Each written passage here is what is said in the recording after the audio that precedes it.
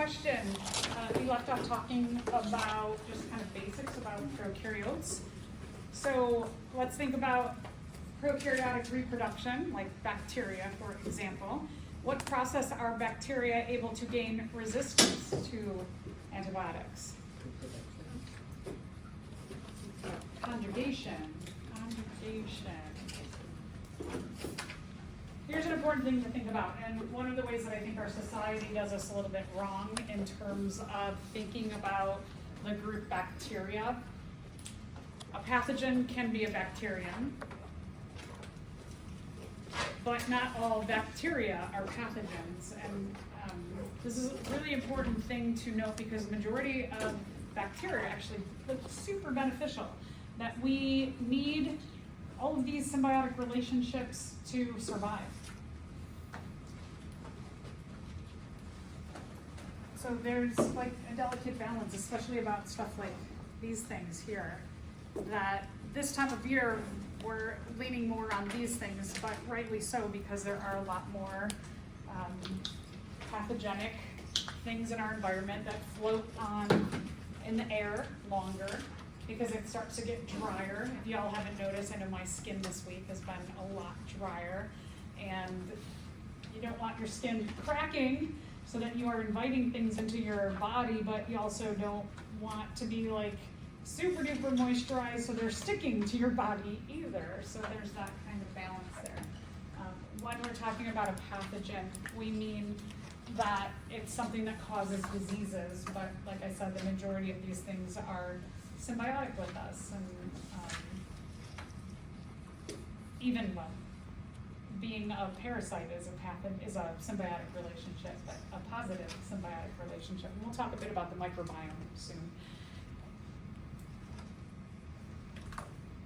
This is, I think, an interesting statistic that about 1% of bacteria that exist are actually harmful to us. So it's really just a really tiny percentage. Oh, but the ones that are pathogenic, they're real good at what they do as well. So don't take it lightly either. Let's talk about the abundance of the prokaryotes in our world. A drop of seawater. So if you think seawater is just water, it has hundreds of thousands of prokaryotes in it. A spoon of soil contains billions. The human body has trillions. They're all over the place.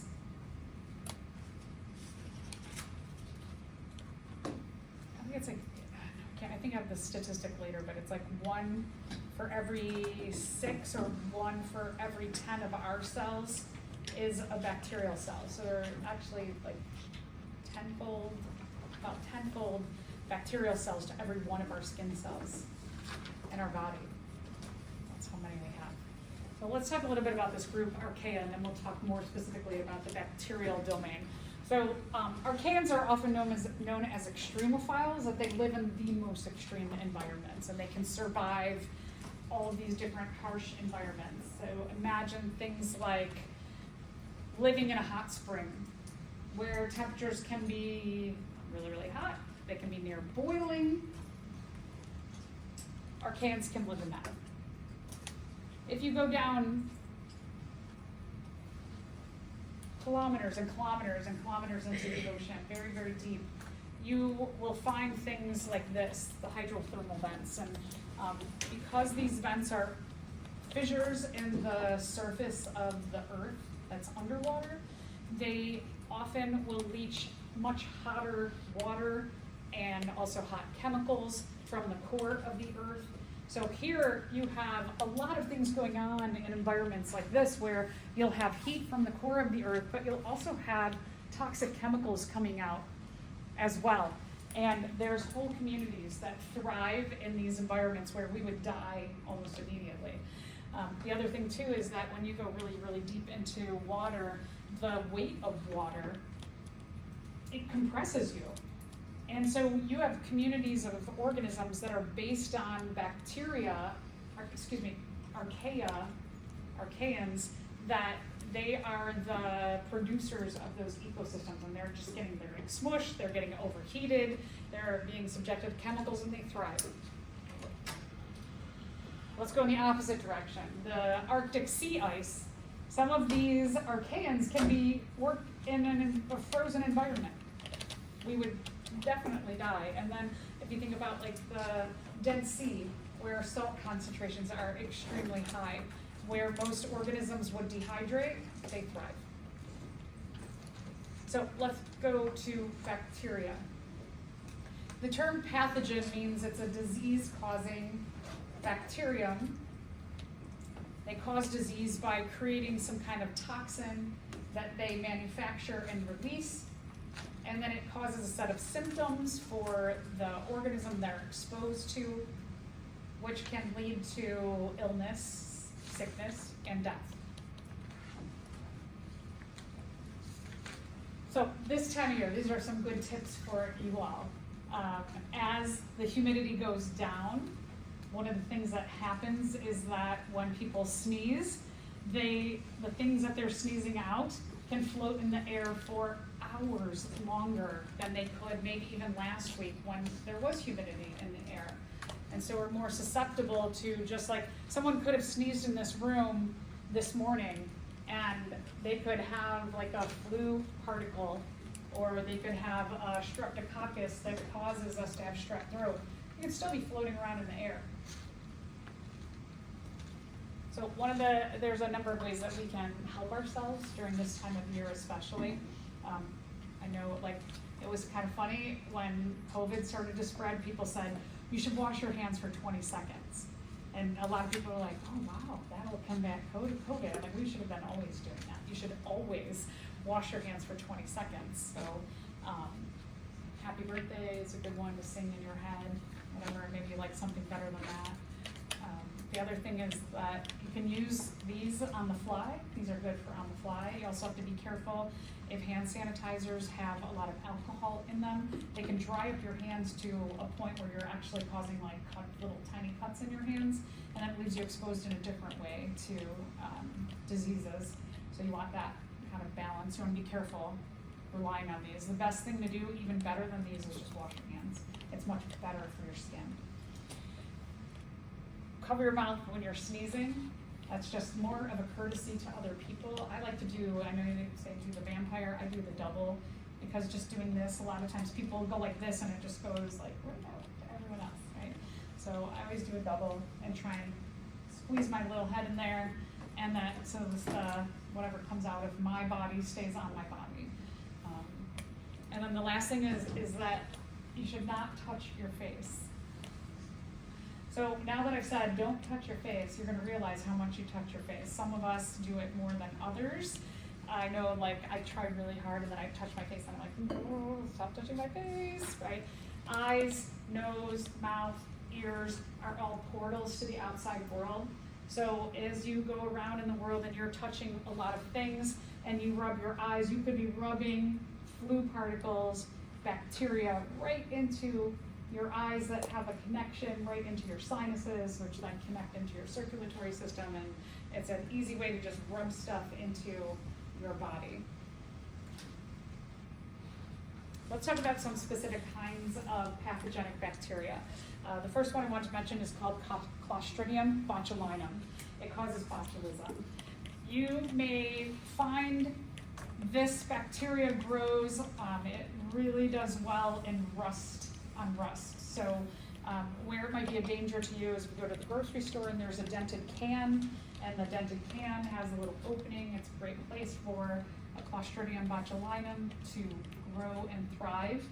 So that's one thing, like in general, don't buy dented cans.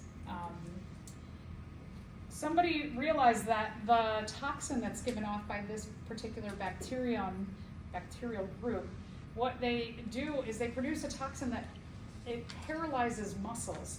Now, muscle paralyzation, if we think about like, oh, I might paralyze my, like my muscles. Muscles line almost every important organ and tissue in our body. Our digestive system works very heavily with muscles to squish food through our body. So when you eat something, a dented can, for example, that has Clostridium botulinum in it, that you're going to, from your digestive system, your muscles are going to absorb that toxin. The other place we have a great deal of muscle reliance is our circulatory system. And our circulatory system works very closely with our digestive system because it gets all of the nutrients that we consume into our digestive system. So if you have Clostridium botulinum, you will start to paralyze your digestive system and your circulatory system. And when you do that, your cells will go into starvation. Now, somebody went, oh, that's really interesting. If this particular bacterium can paralyze muscles, wouldn't it be great if we could take it and modify it a little bit and then inject it into the muscles of our face to paralyze them so that we can't go like this and make these lines, or when you're like thinking, make these lines. You inject Botox into your face, and then when you're thinking, you don't go like this, you're just like, when you're smiling, you're like this. So you don't get those heavy lines in your face, and you prevent yourself from making future wrinkles. So all these little tips, right? Like good ideas that turn into probably $1 billion industry in the beauty market from a toxin. It's like evil genius, right? A relative of the botulism bacteria is Clostridium tetani, and this one, it grows and thrives on other kinds of rusty things like nails, or like things that you might just like accidentally step on in the ground, or like you're going up somebody's staircase and you cut yourself on a little nail sticking out. And what that does is it'll paralyze where you have the cut, and it'll prevent that cut area from healing. It'll paralyze the circulatory system in that area. And when you paralyze the circulatory system, you're blocking out the immune system from getting to that area. The immune system uses our circulatory system to clean up wounds. And so you can get this like open wound that never heals. Strep throat. How many of you are susceptible to getting that like awful strep throat where it's just sore throat for days and days, and you get one and then another month you get another one. All right, some of us are more susceptible to this. Strep throat is caused by group A streptococcus. It's a super common bacteria. Some of you, your immune system is just able to fight it off, the one that causes strep throat. And some of us, our immune system, for whatever reason, doesn't do a good job against it. It's just genetics. You can kind of minimize your effects if you're somebody who regularly suffers from strep throat by getting rid of your tonsils, because the strep just love those tonsil tissues. And so I know, like when I was 18, I had my tonsils out, and I've only gotten a few strep throat sicknesses since then. But it's a really, if you're somebody who's never gotten it, it's so miserable. Strep bacteria, group A streptococcus, can also cause other diseases like pneumonia. Pneumonia is very dangerous these days because of diseases that are spreading regularly, like COVID or even the flu. You make yourself susceptible to also getting and suffering from pneumonia. So a lot of times, like through COVID and even more recently just the flu, you've heard people, like young people like yourself, going in the hospital who have pneumonia, because we're just like, our immune systems are really taxed by these other big diseases at the same time. So another like big reason to definitely be washing your hands, don't touch your face these days. Tooth decay is caused by a strep bacteria, rheumatic fever. Sometimes people will suffer from cellulitis when they, like cellulitis a lot of times is just like another way for saying inflammation that's caused specifically by Streptococcus bacteria. Toxic shock syndrome, glomerulophrenitis is something that is going to attack your kidneys. And then often, every so often, you hear about somebody who's got the flesh-eating bacterial disease, necrotizing fasciitis, and the biggest way to get rid of them is to like kill them with heat.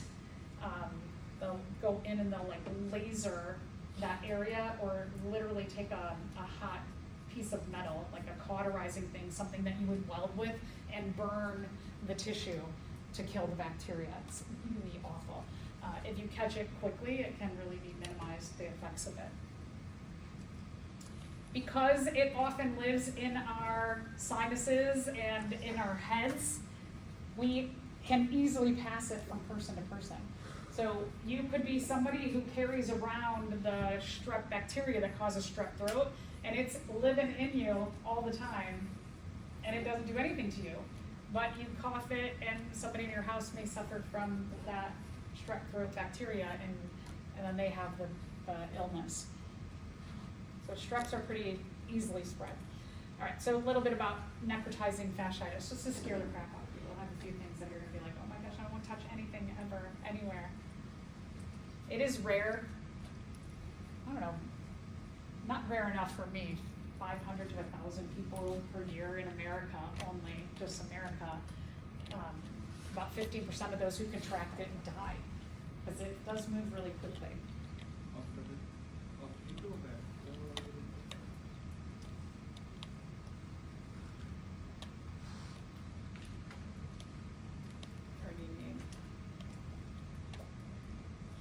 There's just like a part missing. Yeah.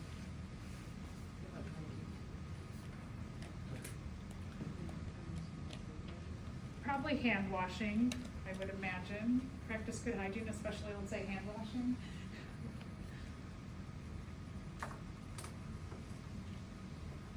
I just touched my face again.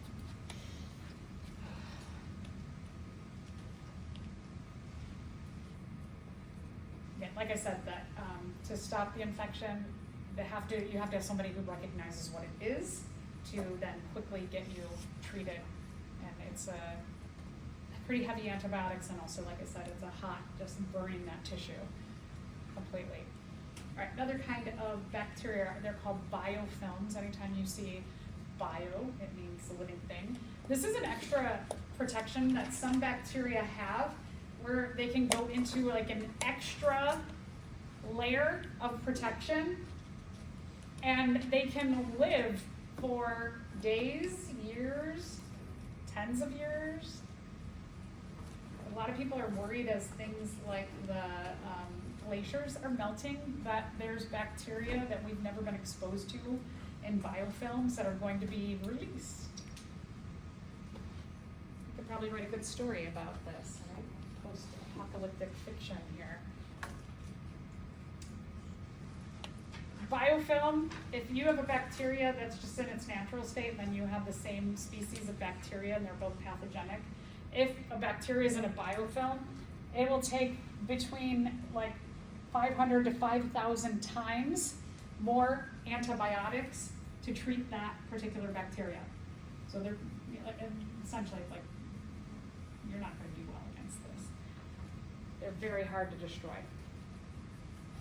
The other thing about biofilms is that they can live in harmony with other species as well. Yeah, this is kind of crazy stuff. With biofilms, the infections sometimes are gradual. You may not realize over time that like a few of them are released from the biofilm, and then a little bit more over time, and a little bit more. Some complex diseases they're trying to figure out, like for example, I feel like every time they say you have a bunch of different weird symptoms, and they're like, I'm not sure what it is, so they're like, let's call it lupus. Because I know enough people who have lupus and they have wildly different symptoms. It could be that many of the things that they're calling lupus are caused by groups of bacteria that are like being released in their body from a biofilm. So we just really don't know. There needs to be a lot more research in this area to help in the future, because there's a lot of weird things that are going around in the world. All right, a little bit about our intestinal bacteria. Our intestines have very important bacteria in them, but occasionally we are exposed to bacteria that are very harmful to us. We have something that's called your microbiome. I'm sure you've all heard this term before. It is something that we are hearing a lot more about, especially in the last like 5 to 10 years. People are looking at your microbiome. When you are in the womb, you are sterile. And then when you're born, you are exposed to bacteria that you begin to accumulate. As you grow, you pick up more and more bacteria. Your microbiome depends a lot on where you live, who you live with, not just where do you live, like what house, but what city, what neighborhood, where you travel to, who you interact with. When you are, so there's been a lot of studies that show that kids who are born via C-section have a lot more allergies than kids who are born vaginally, that not being exposed to the vaginal microbiome is a big detriment to children. So one of the things that they had been studying was that when someone was born via C-section, if they swabbed the mother's vagina and then swabbed like the eyes, the nose, the mouth, the ears, like all the kind of portals to the outside world of the newborn, that they minimize those allergy risks. So if you're somebody who in the future is hoping to have children and you have to have a C-section, this would be what may seem like a weird request, but a really important one. By the age of 3, you have this whole ecosystem. You have a full microbiome ecosystem, hundreds, thousands of species, maybe even trillions of them. Here, 10 to 1. So our bodies carry 10 bacteria to every one of our cells. So we are outnumbered 10 to 1, but it only weighs, our microbiome weighs about 3 pounds because they're so small. They are super important to our health. Diseases. Here's a whole field of research. If you were someone who's like, I wanted to be a doctor or I want to be a pharmacist, there are huge fields of research looking into sharing microbiomes between healthy people and unhealthy people. They are hypothesizing that some people have heart disease because of their microbiome, because they carry bacteria that contribute to them having certain diseases. They believe that big diseases like heart disease, diabetes, cancers can be related to the microbiome that you have. So here's an interesting thing. If you want to make a little bit of extra money, I know like you can find some people who are like buy plasma from you. You can do plasma donations. There are companies that will buy your poop. If you are a healthy person, and they'll do like a survey, you go online and you fill out a survey and you say all of the like things that you do in your life, and they may say, cool, we're going to send you a kit and you're going to send us a vial of your poop and we're going to pay you for it. Because what they do is and I'll get to that in a second. So if you're like a little intrigued about that, like all I have to do is poop and then they give me money, yeah. If you're a healthy person, you can make a little bit extra money there. They have seen that biodiversity of the microbiome vastly differs when people have, and especially specific diseases. So the question is like, which causes which? Does your body allow for certain bacteria to grow, or do the bacteria allow for certain diseases? And they're not sure, but they believe it is like a combination of a lot of factors. Your microbiome definitely influencing how healthy you are. It's pretty fascinating. Okay, so getting back to the little poop thing, people will have done what's called fecal transplants. I think this is one of the most unfortunate names for a kind of therapy that we could ever come up with. To me, what this says is that I'm going to take somebody's feces and I'm going to utilize it in my body somehow. I'm going to transplant their feces into me. That's not really what's happening. So let's say that you're like a super healthy person and you send off your vial of poop to this scientific company. What they're doing with your feces is they're putting it in a centrifuge. So if any of you know what a centrifuge does or don't, it's like they'll put a little vial in there with liquid, and then it goes into on an angle. The vials go in on an angle, and they have a cap, and then the machine spins that vial really, really, really like super duper fast. And anything that's heavy will go down, and light stuff will go up. And so any of the like digested matter from your food will go down, and bacteria, which are much lighter, will go up. And then what they do is they will use pipettes to pipette off the bacteria on the top, and the feces part goes to the bottom. And what they're doing then is they're taking these bacterial colonies and they might make a suppository and then say to someone who has Crohn's disease, or they've got irritable bowel syndrome, or they've got some kind of mysterious digestive disorder. They're like, okay, they can do a suppository where they're like, take this little like oily egg thing and stick it up your anus, and then that will dissolve into your body and you'll get someone else's microbiome from there. Or it could be like pills that you digest. The weird thing is that a suppository is much better, because if you take a pill, that is subjected to hydrochloric acid in our stomach. With some bacteria that live maybe in your small intestine, your colon, if they're exposed to hydrochloric acid, they'll die. So the back end sometimes is the better way. There's a lot of different things they're looking at. They're looking at like creams to put stuff in. You've probably seen probiotics in the grocery stores. Those, be careful with those, because a lot of times they're just like a huge waste of money, because again, you're taking them into your mouth and into your stomach, and then they're exposed to your hydrochloric acid and enzymes, and then it's just, you're paying a lot of money for not much actual benefit. So look into any of those probiotics. A lot of times you're just spending a lot of money for no reason.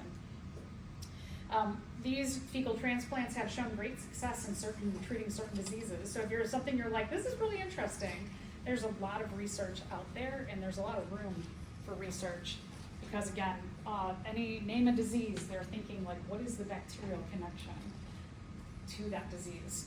So let's talk about Escherichia coli. You worked with E. coli earlier in the semester when we did the antibiotic resistance lab. E. coli is one of the most common bacteria of our digestive system. E. coli in general is super duper duper important to our microbiome. But then every so often something comes up. I think Trader Joe's just yesterday or the day before, they said something about chicken being spoiled. Probably was E. coli. So E. coli, there are certain strains of E. coli that are much different strains. So it's like a subspecies thing when we get into strains of different prokaryotes. That it's like a relative of the good one, but it's got some genes that make it produce some toxins that can kill us. So foodborne illnesses, like potentially what has happened with Trader Joe's the other day, romaine, probably like every so often you hear of lettuces that are bad, right? And these can be hugely problematic. So I kind of want to talk kind of quickly about this big issue that cattle in the United States, about a third of cattle, because they're also kind of related to us, they're animals, they're mammals, they carry also different strains of E. coli. About a third of cattle carry the E. coli that is dangerous to us. But then if you're like, well, how did it get on the spinach or the romaine? So what happens in factory farms, the majority of the way that we produce meat in the United States is that we take animals and you grow them in literally a factory that has like neon lights like this, and you pack as many little calves in there and you feed them a lot of corn, which they don't eat corn, they eat grass. And so the corn fattens them up, and then you pump them full of growth hormones so that they grow even faster, and they just eat lots of corn. And so we talked a little bit about this in relationship to the sub-therapeutic treatment of animals, that in these factory farms, they're also in the feed, they're giving them antibiotics that are unnecessary to give them in case they kick each other because they're packed in so tight and it's crowded, and I would kick somebody if I was packed next to somebody who was annoying me.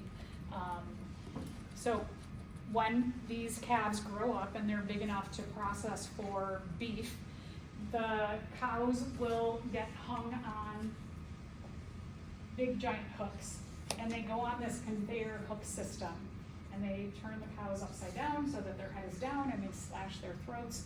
And in room 1, somebody slashes their throat and they let the blood drain out for X amount of minutes, then those cows in that room move to the next room, and the next people in the next room are going to cut off their skin And so the next room's all about cutting the skin, and then they go to the next room, and the next room's about cutting maybe like the butt portion of meat off, and keep going.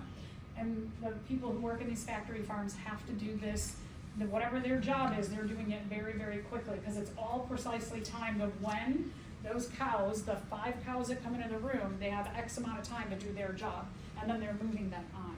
And if you don't do your job in X amount of time, you get fired.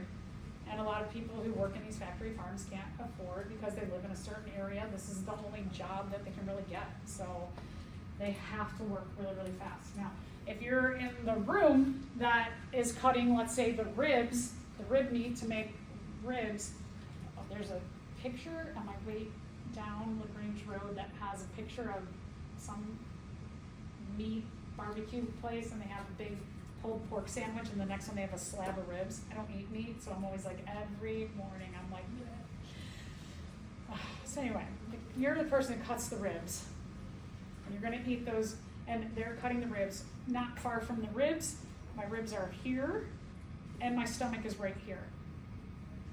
If I'm somebody who has to cut the ribs, and right, ribs are cut through bone and a lot of like fascia and connective tissue, it's hard to cut through that. Do you think that those people might occasionally, accidentally slice into the stomach or the intestines? I don't think they do it purposefully, but they're working really, really fast. And so occasionally they'll cut into the stomach, and if a third of the cattle carry these pathogenic bacteria, you might get some bacteria on the rib meat. Now the USDA and the FDA, who regulate how our food is checked to see if they carry bacterial diseases like this or other toxins, they only check about 1/10 of the meat that goes into our grocery stores. So all of these little percent of this and percent of that and percent of that leaves a lot of opportunities for us to be exposed to really bad things. Okay, so the spinach. These factory farms, where you have a factory spinach farm, right down the road, you might have a spinach farm. So you might have the cow farm over here, and then down the road you have the spinach farm, and sometimes when it rains, some of that runoff from the animal farm, the waste, where bacteria are in their waste too, it goes in the water, and goes down to the water table, or it goes in a stream and it goes over to the spinach factory or the spinach farm down the road, and then it contaminates the spinach. So it all is related. When you are contaminated by these kinds of strains of E. coli, they will lead you to have intestinal bleeding. A lot of times it starts with like vomiting and diarrhea, and if you don't go, if you're like, oh, I have like food poisoning, or I just have the flu, and if you're like somebody who, like my husband, for example, will be so sick to a fault.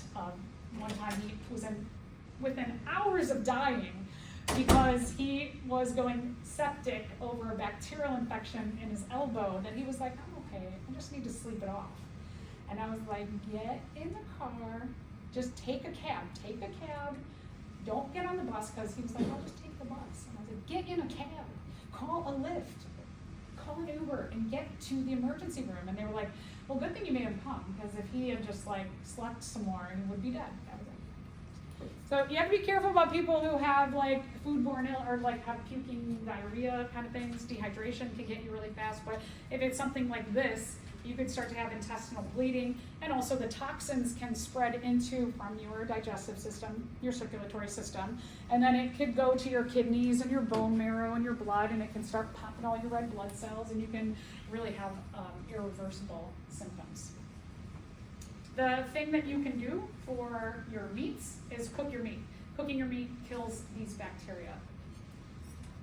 I don't, not always eat meat, once in a blue moon. Like once, I haven't had one in maybe a few years now, but every so often I want a good grass-fed cheeseburger. That just strikes me, I'm like, I'm gonna have meat today. And everyone's like, and I like it medium rare. I want the blood like dripping down my hands. So I want to make sure it's grass-fed, so it minimizes this. But you know, like if you're somebody who likes your meat not cooked well done, you're opening yourself up to this stuff. And depending on like if you eat all organic, or you eat like, I know a lot of halal is more like cleanly cared for the animals. Just depends on your meat source. So you want to ask about where you're getting meat from, for sure. Okay, so let's talk about some happy bacteria, nitrogen-fixing bacteria. These are bacteria that live in the nodules of plant roots. They have a symbiotic relationship. We talked about these a little bit. They capture nitrogen. If you remember back when we were talking about ecology, that these particular bacteria are the only organisms that can extract or fix nitrogen from the atmosphere. And then they pass it on to plants, and then we eat plants and we get our nitrogen from plants. And nitrogen is really important for DNA and RNA and proteins, which are all very important things in our body.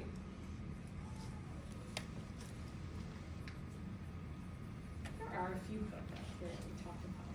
I won't just talk about all the ones that kill you.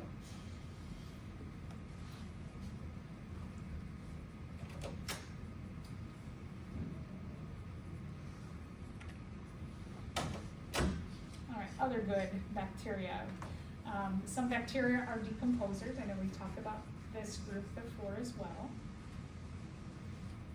They can biodegrade things. Bio, living, degrade means that a living thing can break stuff down.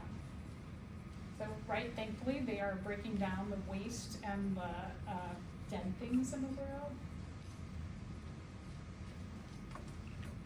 Some of these kinds of bacteria can also break down toxic stuff.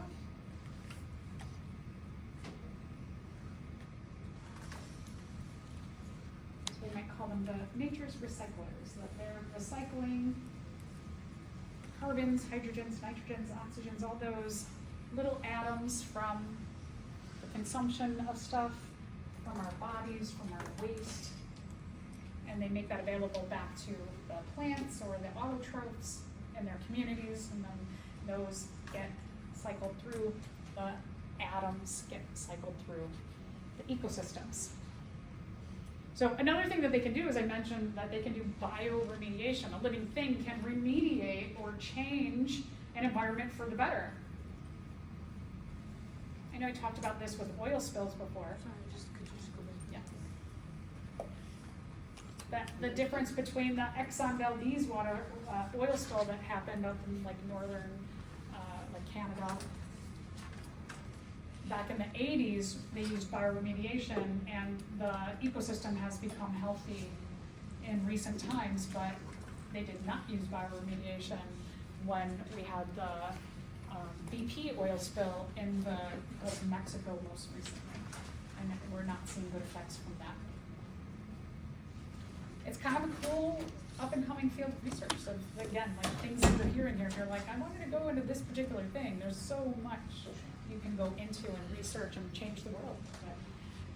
So what's the difference between a beneficial bacteria and a pathogenic bacteria? Pathogenic bacteria is A, capable of causing disease. Yeah, good. It's capable of living in an extreme environment like a hydrothermal vent, that's archaeans. Capable of living in a salty environment, that's an archaean. And one that is infected by a virus, we haven't even talked about that, so A is a good answer there. All right, do you have zoonotic diseases? Yes, you do. Okay, right, yeah.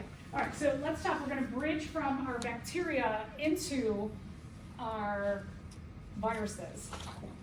Zoonotic diseases, there's zoo in there. They infect animals.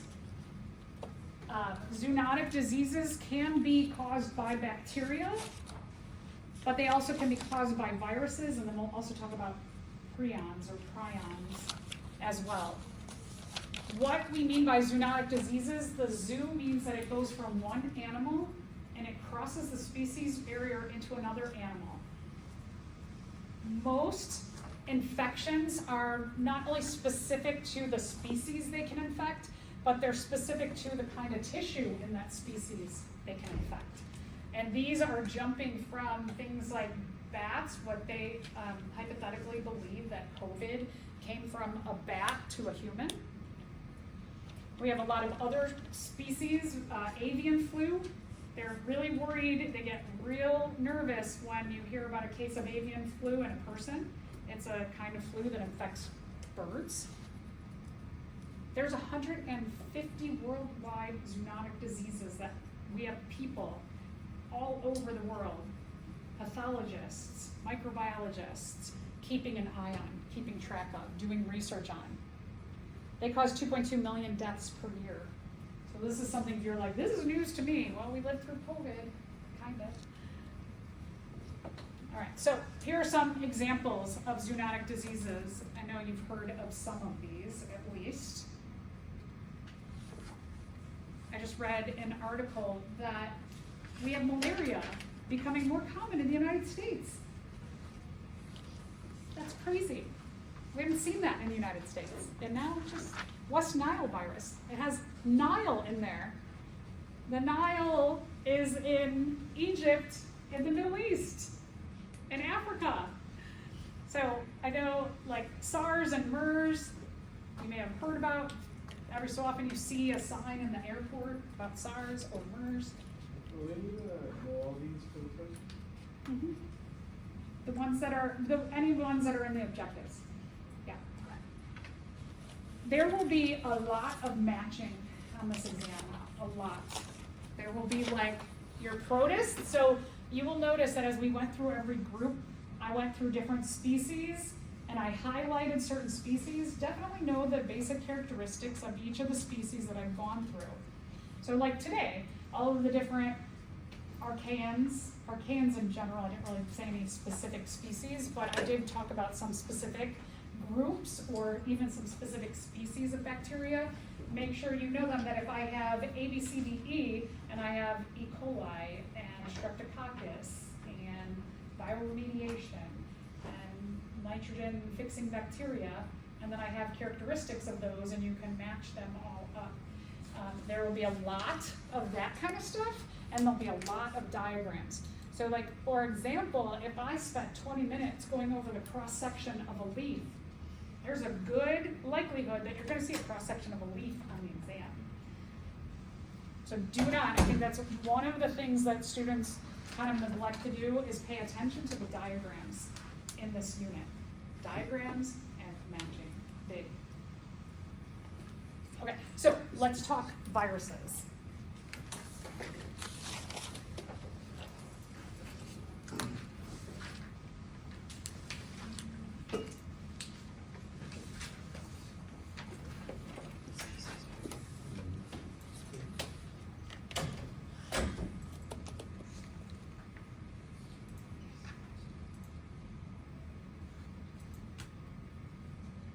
Viruses come at the end of this unit because viruses are not living things.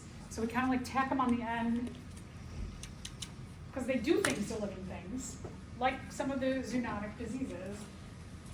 The size of virus particles, we call them a particle because they're not a cell. So like taking a look at this illustration should give you an idea of just, you know, like how big or small things are visually.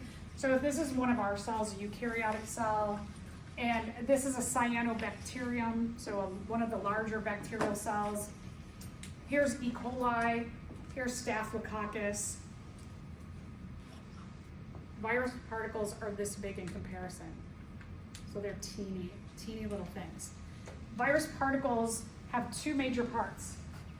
They have some kind of hereditary material, could be DNA, could be RNA, and they have a protein coat. And some of them, that's all they have. They have DNA and they have a protein coat, and that's it. Some of them are more complex, and they have like layers of protein and maybe some lipids too, but in general, there are many viruses that are that simple. So for like coronavirus, is it a virus or? Yeah, it's a virus. Could you also mention that it's a kind of disease? I mentioned that when I mentioned zoonotic diseases, because zoonotic diseases can be bacteria or can be viruses. So I put that in between the two like topics because it includes both the bacteria and viruses.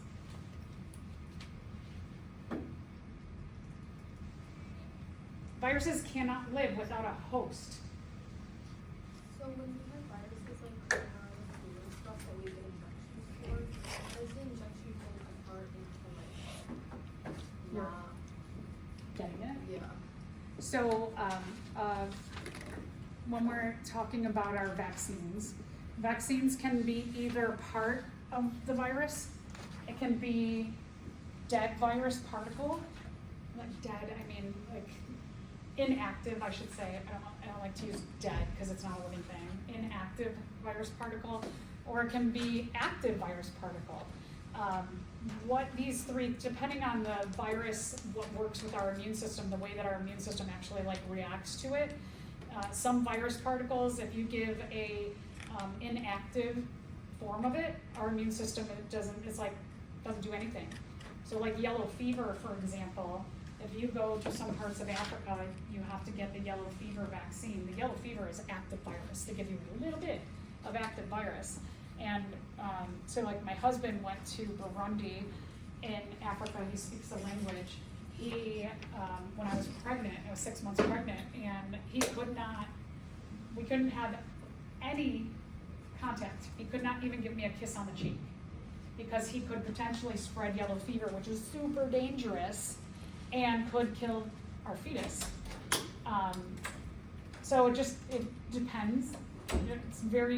It's variant, but it's either a part of the virus particle, it's the virus particle that's inactive or active, and then what happens is to any of these three things, depending on which one it is, our immune system is like, oh, shoot, there's something foreign here, and it makes a mini immune response, much minier than having the actual virus in you. So like COVID, if you've gotten the COVID vaccine before and you had like your arm got really, really, really sore, that was one thing. And then some people had a little response, like a little immune response for like a day. I know like me, I would feel like I had the flu for one day. And then I would have a little fever and I would feel awful. And so I know, like if I get the COVID vaccine, I'm out the next day. I gotta plan around that because I know I'm not gonna be able to function well. So we do have an immune response, and then what that does is it also makes memory of having that infection when you didn't really have a full-blown immune infection. So it's an easier way on our bodies to have the protection for future exposure to that thing. So then what if it's like when you do get exposed to it, let's say you're getting exposed to like a live active part of the virus, and your immune system doesn't respond the right way, what happens then? Like what if You could get really sick.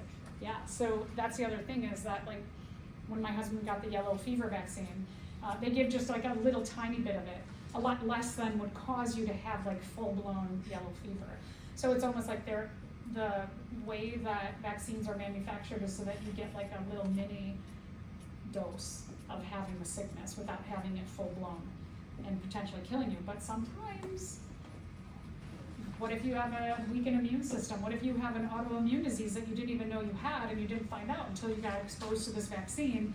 So vaccines, like the cases where someone will say the flu vaccine or the COVID vaccine killed my aunt. I'm never getting a vaccine ever again, and some of that just becomes like a really weird thing that happened in that particular person that didn't happen in the majority of people.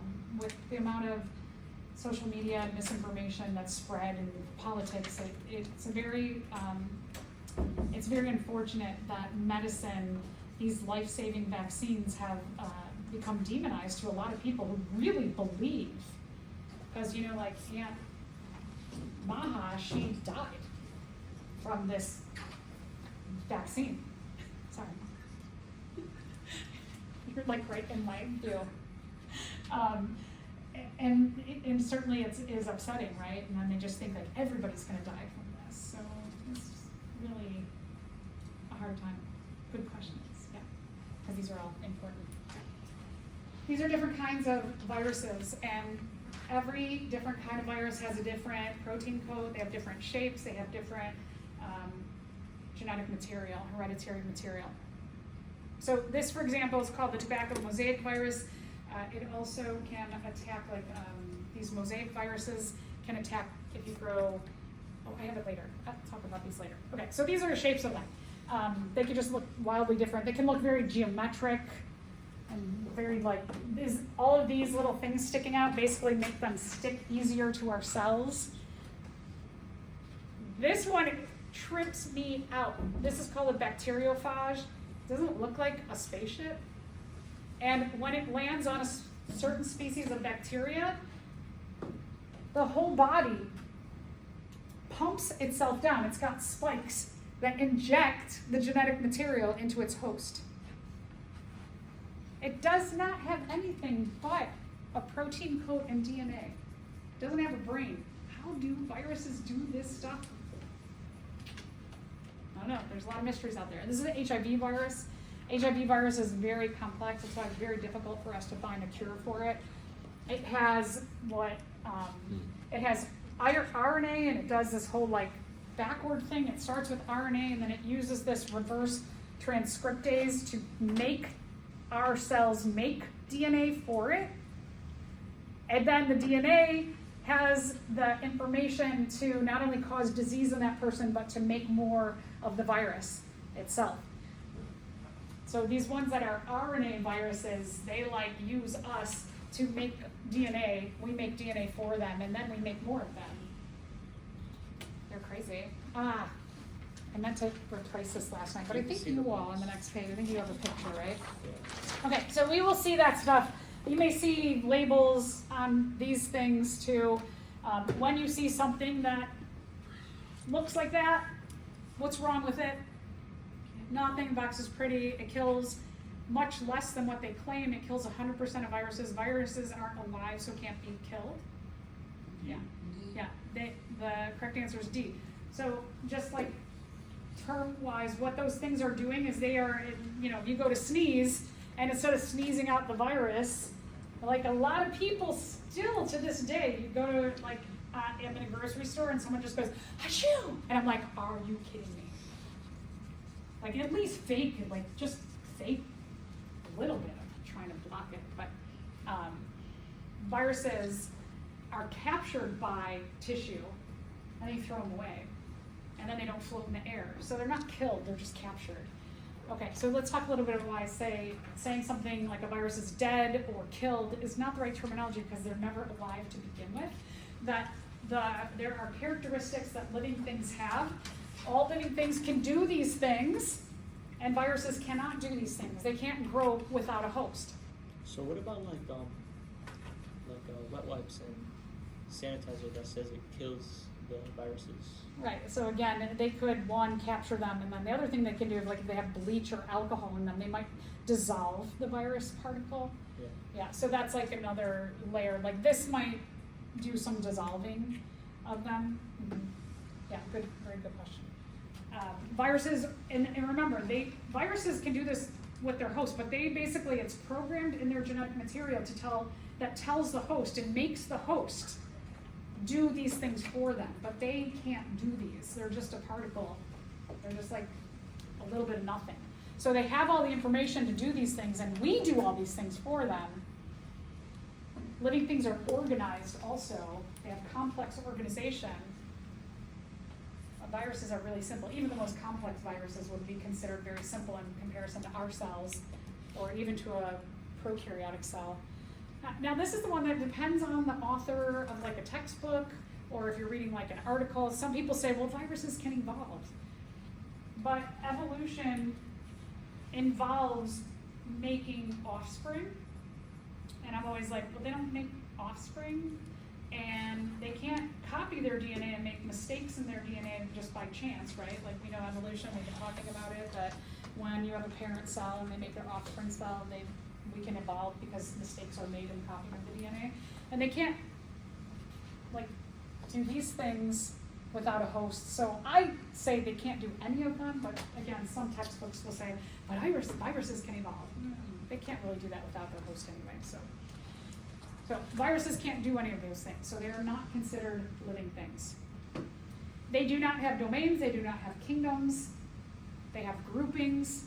If this is intriguing you, there's tons of work to be done. You could save us from something. Viruses, as I mentioned, are host specific. These are real bacteriophages. So remember I said how trippy these are? Like, look at that. This is a real picture of the bacteriophages. You can see this one is in the process of injecting its genetic material into that particular species of bacteria. They are not only host-specific, they're very specific to the host which they can infect, but, they are also specific to not only the host they can infect, but the tissue they can infect in that host.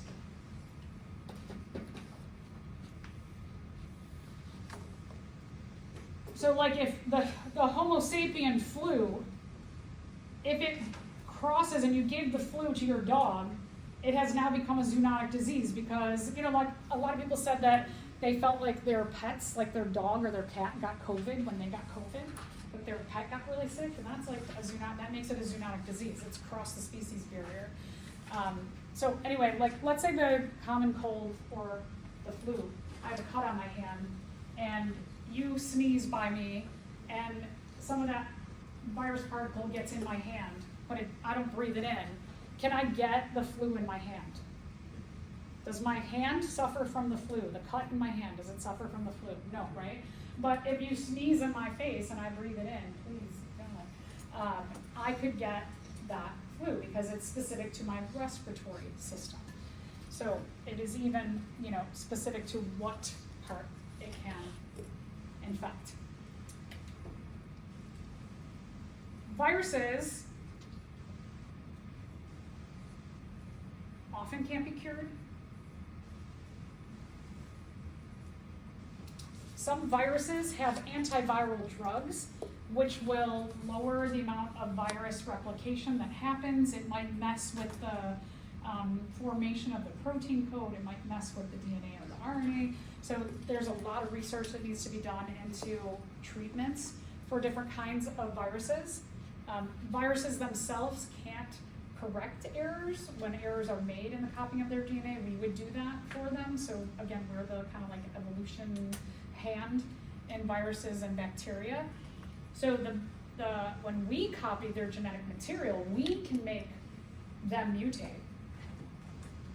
So this was the thing that went like pretty awry with COVID, was that, and a lot of this just gets to politics and, in the United States especially, it's like my First Amendment rights, and you're not gonna tell me I can't go outside and go to the grocery store without a mask.